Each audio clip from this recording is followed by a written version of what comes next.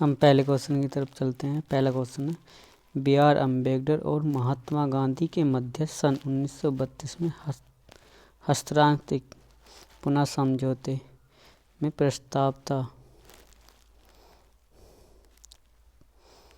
भारत के लिए डेमोक्रेटिक स्थिति बनाए जाने का, मुस्लिमों के लिए पृथक निर्वाचन क्षेत्र का, निम्न वर्गों के लिए पृथक निर्वाचन क्षेत्र का या निम्न वर्गों के लिए आरक्षण सहित संयुक्त निर्वाचन क्षेत्र का। तो इसका कौन सा लग रहा है? चौथा, निम्न वर्गों के लिए आरक्षण सहित संयुक्त निर्वाचन क्षेत्र का राइट आंसर। अब चलते हैं दूसरी क्वेश्चन की तरफ। संघीय प्रणाली का पहला प्रयास भारत सरकार अधिनियम द्वारा किया गया था। तो कौन से सन में किया गया था? 1909 में, 1919 में या 1935 में? तो इसका है ये इनमें से कोई नहीं, तो इसका 1935 राइट आंसर।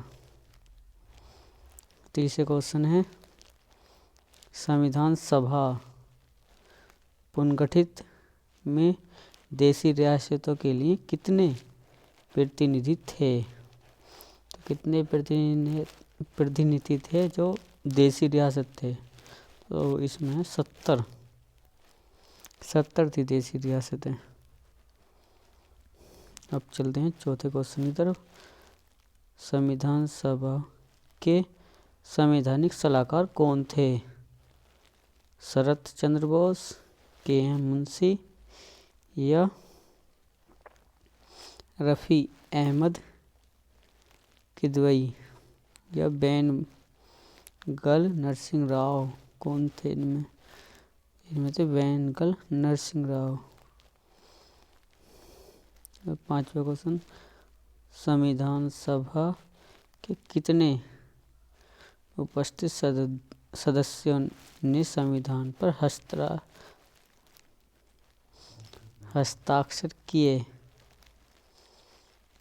तो कितने सदस्य थे जो संविधान पर हस्ताक्षर किए गए थे?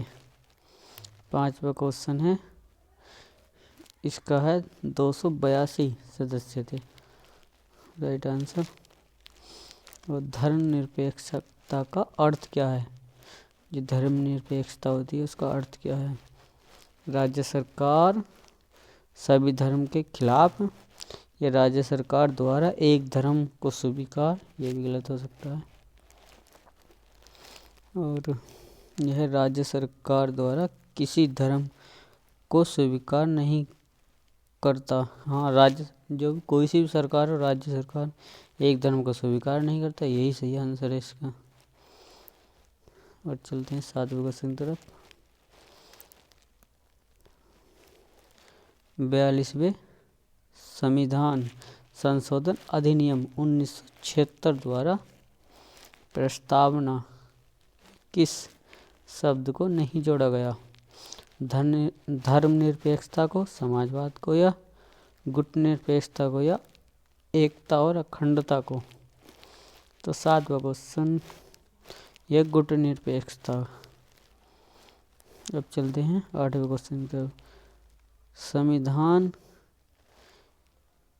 की प्रस्तावना सभी भारतीय नागरिकों को निम्न में से कौन सा